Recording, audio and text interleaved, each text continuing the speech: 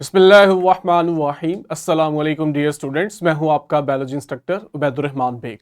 बच्चों, आज हमने किंगडम प्लांटी वाले चैप्टर में जो दो एसएलओ कवर करने हैं वो हैं describe the general characteristics of angiosperms and classify them. अगर आप ध्यान से देखो तो लास्ट में जब हमने जिम्नोस्पर्म पढ़े थे ऐसा ही एसएलओ था, बस वहां जिम्नोस्पर्म लिखा था, यहां एंजियोस्पर्म आ गए। इसी तरह जो सेकंड एसएलओ है explain the life cycle of angiosperm, वहां पे हमारे पास पाइनस जो कि जिम्नोस्पर्म का एक जीनस है वो था, यहां एंजियोस्पर्म है। यानी कि बेसिक मॉडल वही चल रहा है, बस हम प्लांट्स को अपडेट करते जा रहे हैं।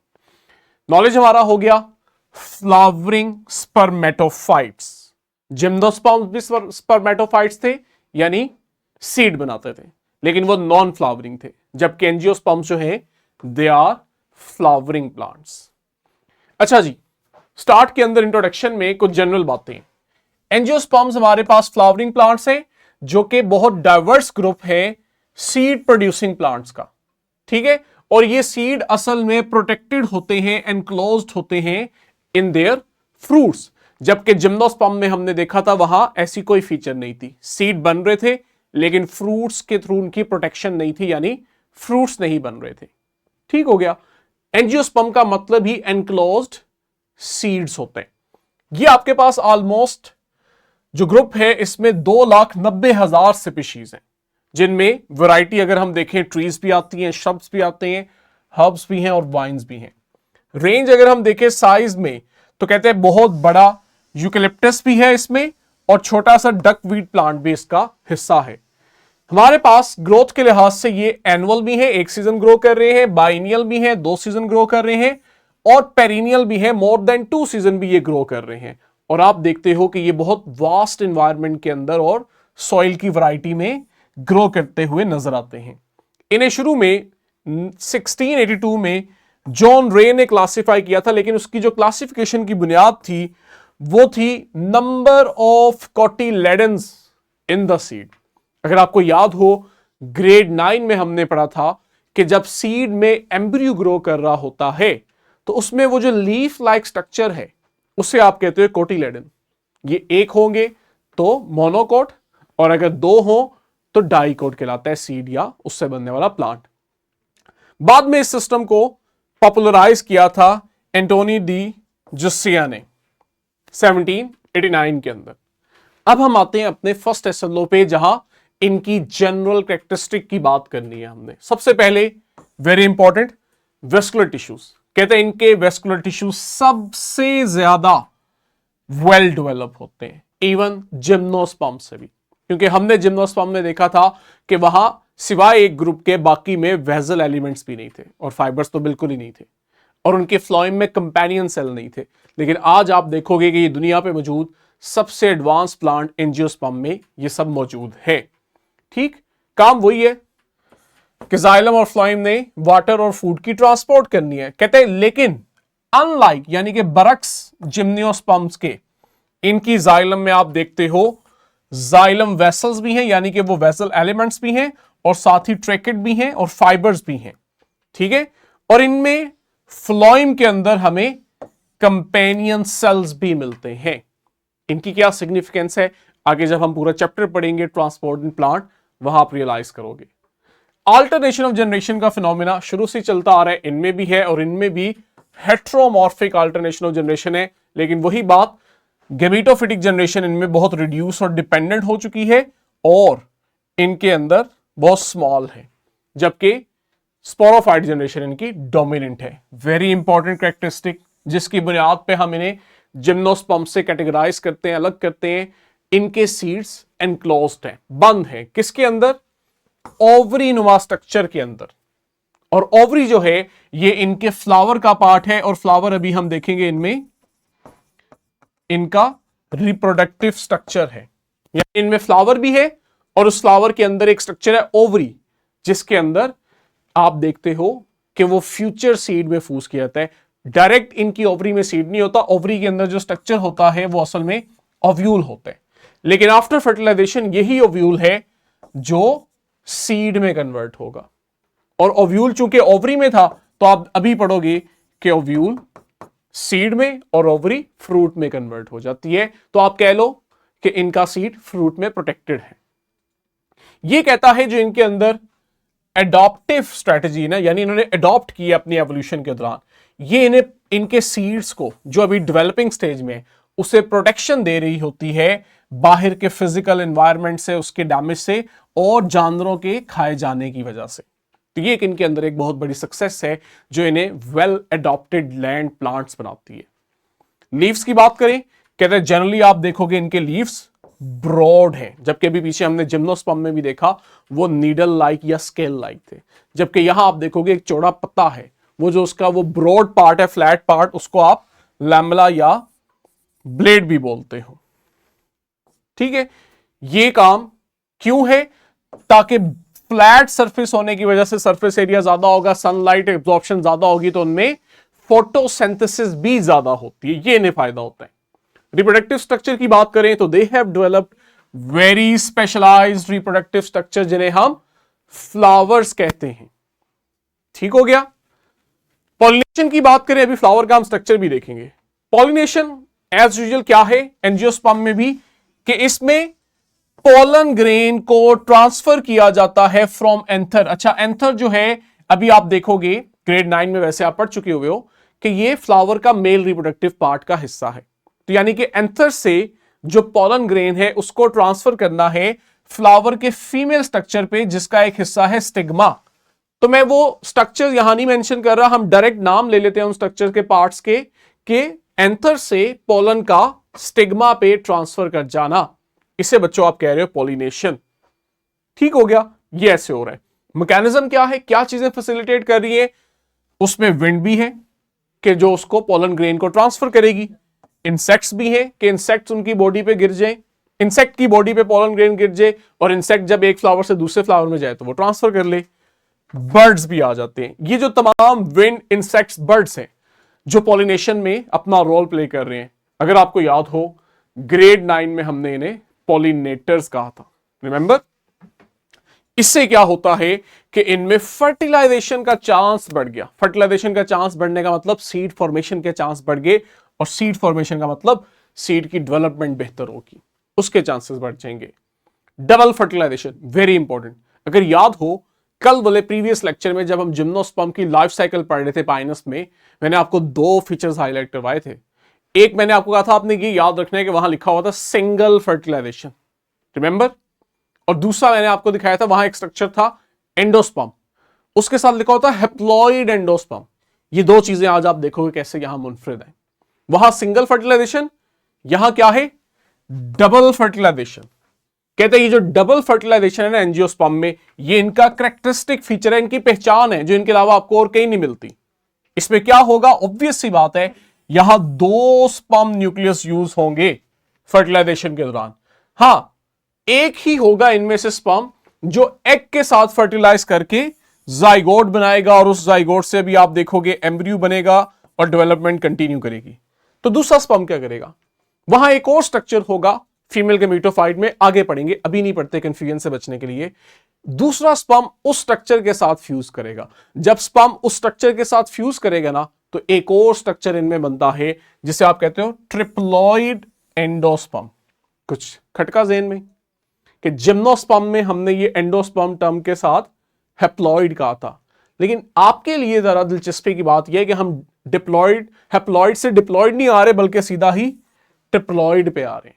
अब ये क्या चीज है, ये अभी आपने आगे वेट करना है, आपको तब समझ आएगी। तो एक स्पर्म ने एग को फर्टिलाइज किया और जाइगोट बनाया, दूसरे स्पर्म ने एक और स्ट्रक्चर को किया जिसको आप पोलर न्यूक्लियस कहते हो, लिख लो, आगे हम पढ़ेंगे, और उससे वो एक ट्रिप्लॉइड स्ट्रक्चर बना जिसे आप एंडोस्पर्म कहते हो। तो दो स्पर्म्स यूज हुए, इसलिए आप इसे डबल फर्टिलाइजेशन कह रहे हो, क्योंकि मेल गेमेटोफाइट यहां दो स्पर्म्स कंट्रीब्यूट कर रहे हैं। Again very important, formation of fruit जो आपको इन्हीं में नजर आएगी और कहीं नहीं आएगी, और मैं भी आपको पीछे बता के आया हूं कि ओव्यूल जो है ओवरी में, वो आफ्टर फर्टिलाइजेशन सीड में डेवलप होता है। तो ओवरी जो है वो फिर फ्रूट बनाती है। अब ये जो फ्रूट है ना, एक तो आप देखो सीड के अंदर पड़ा हुआ है एम्ब्रियो, ठीक है, मैं ब्रैकेट में लिखता हूं। असल में सीड का काम इस एम्ब्रियो की प्रोटेक्शन करना है, और उसके लिए आप देखते हो कि सीड के बाहर भी कोट होता है जो इस एम्ब्रियो को बचाता है।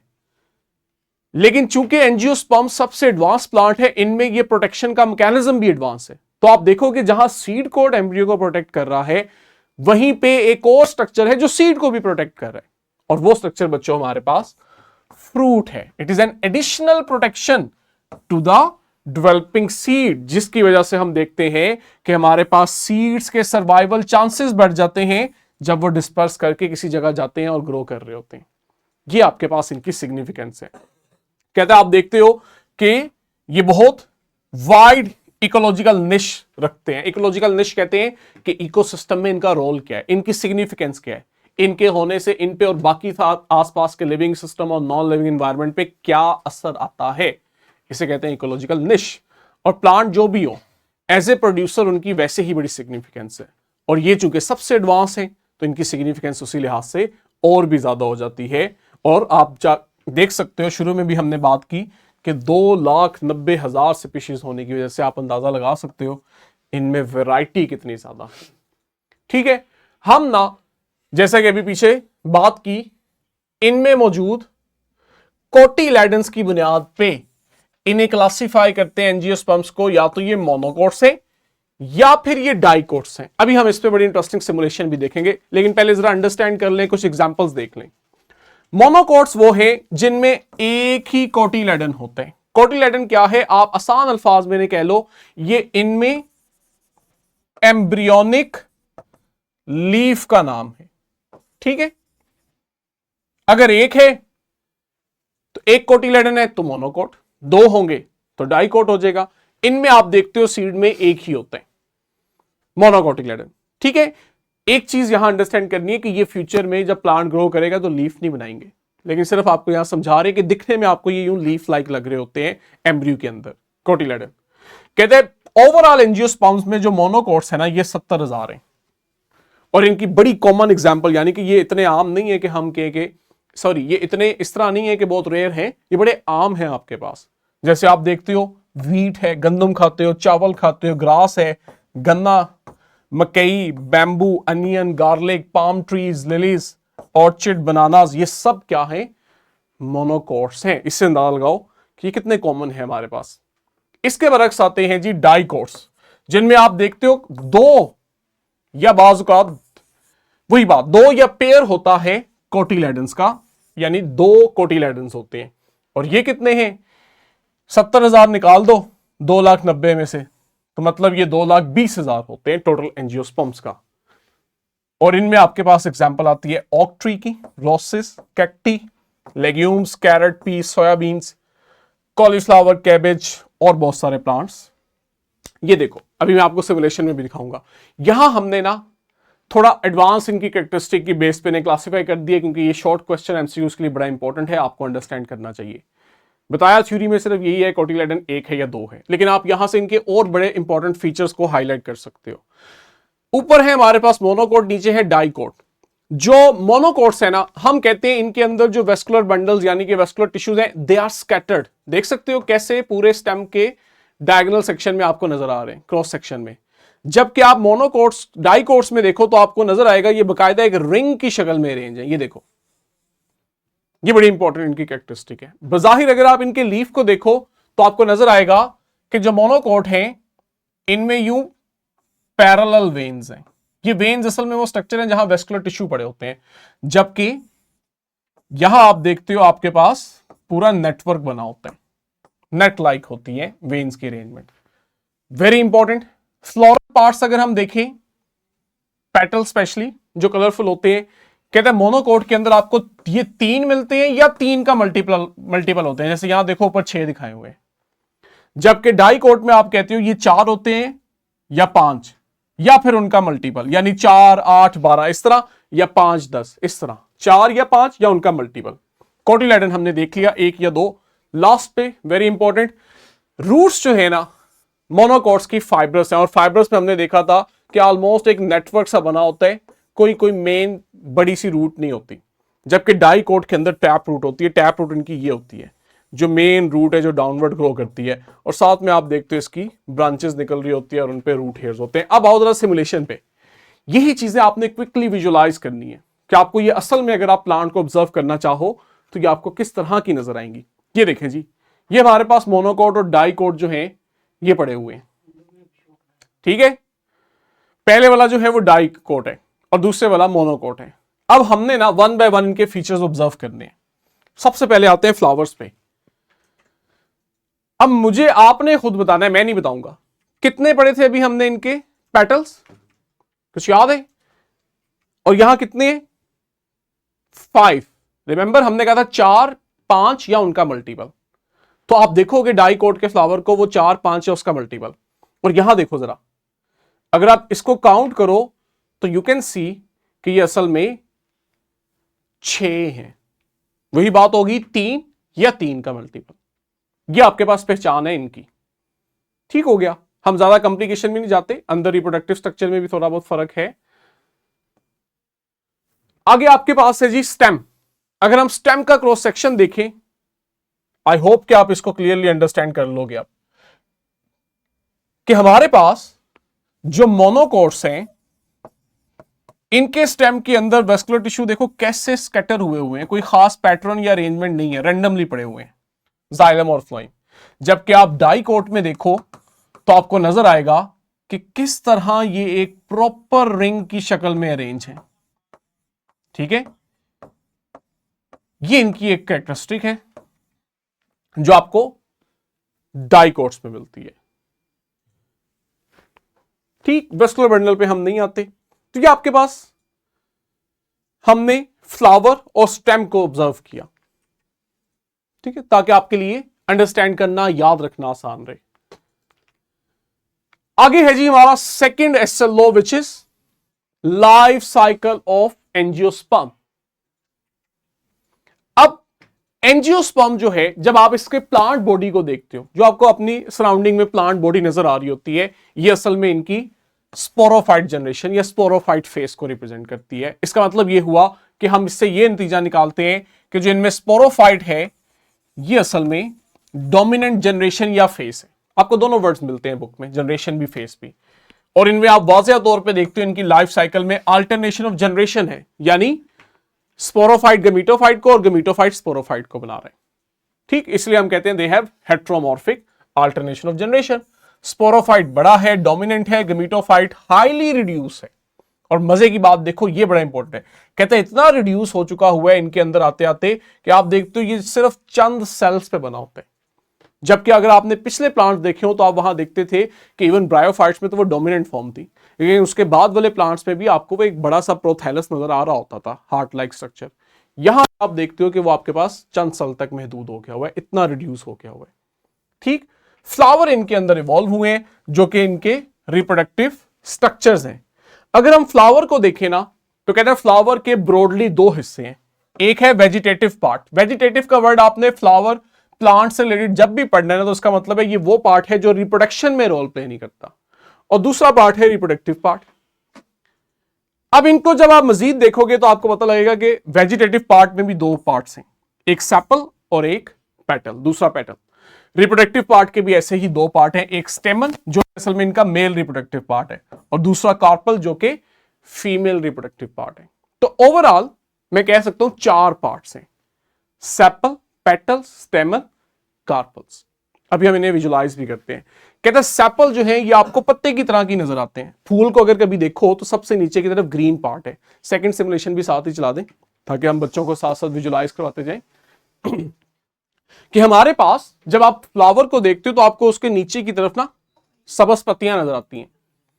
ये असल में होती हैं इनके सेपल्स, और ये आपके पास सबसे बाहर रिंग नुमा स्ट्रक्चर बना रहे होते हैं। ठीक है, वर्ल का वर्ड हम यूज करते हैं कि प्रॉपर एक रिंग की शक्ल में अरेंज है।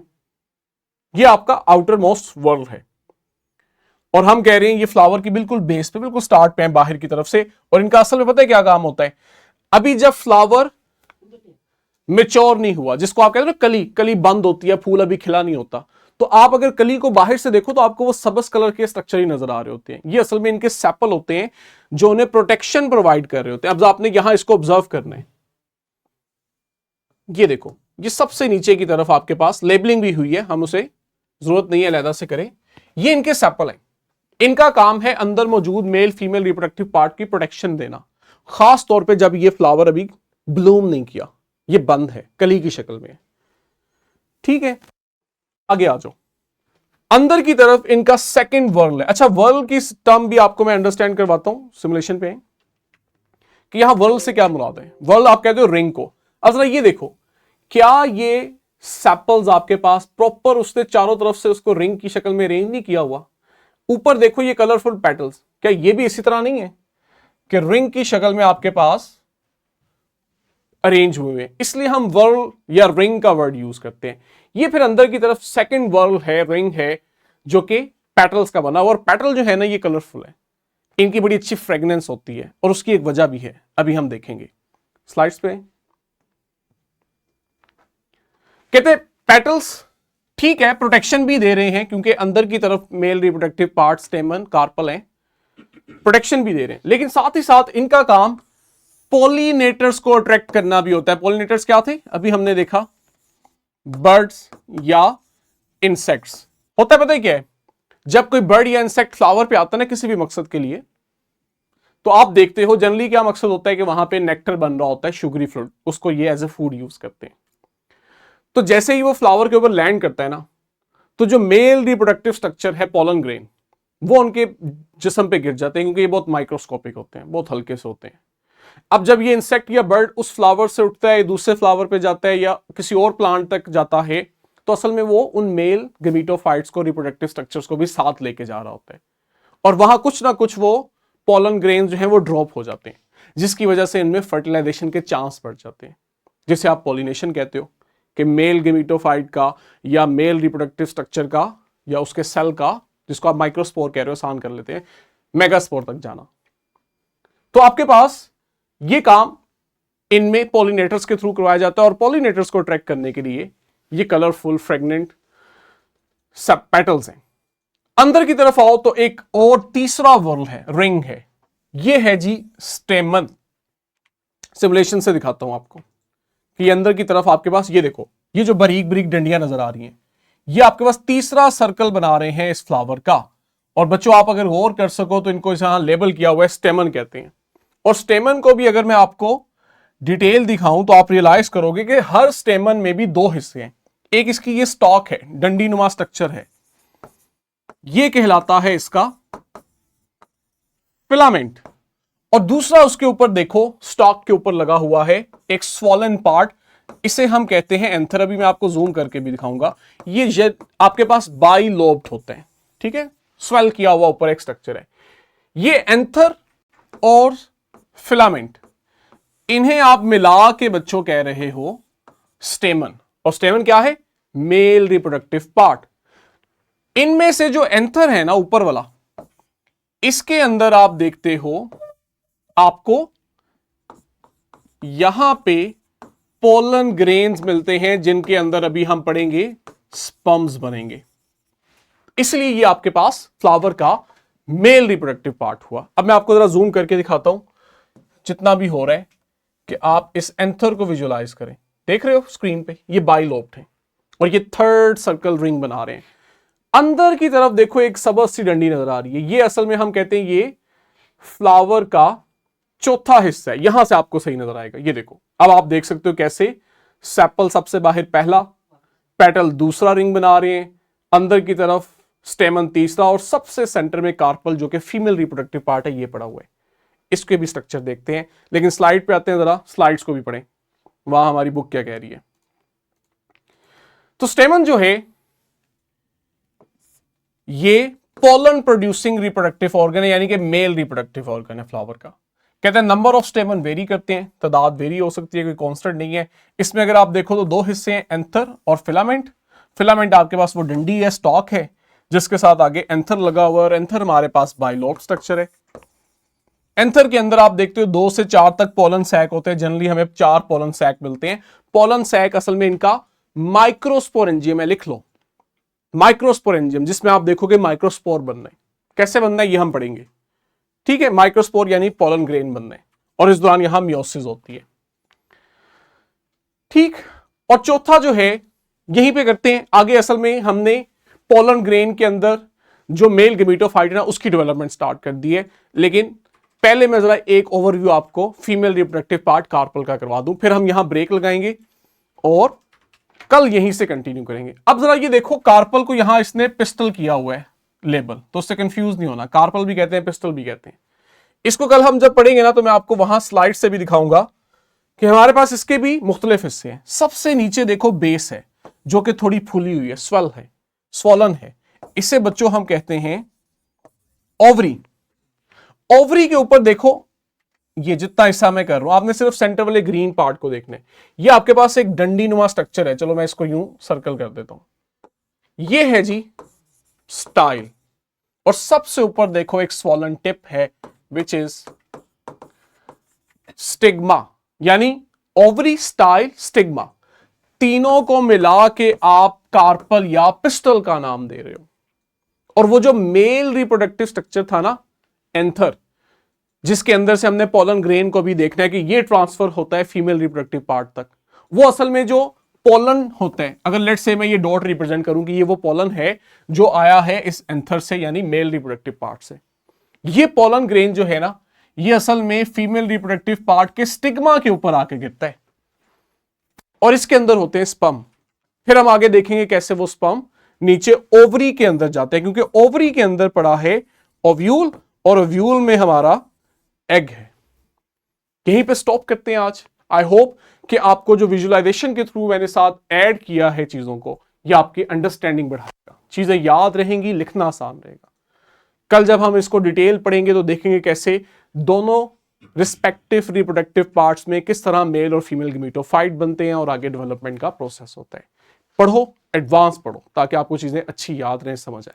वर्कशीट क्वेश्चन बैंक है, उस पर प्रैक्टिस भी करो। कल यहीं से कंटिन्यू करेंगे, तब तक के लिए अल्लाह हाफिज।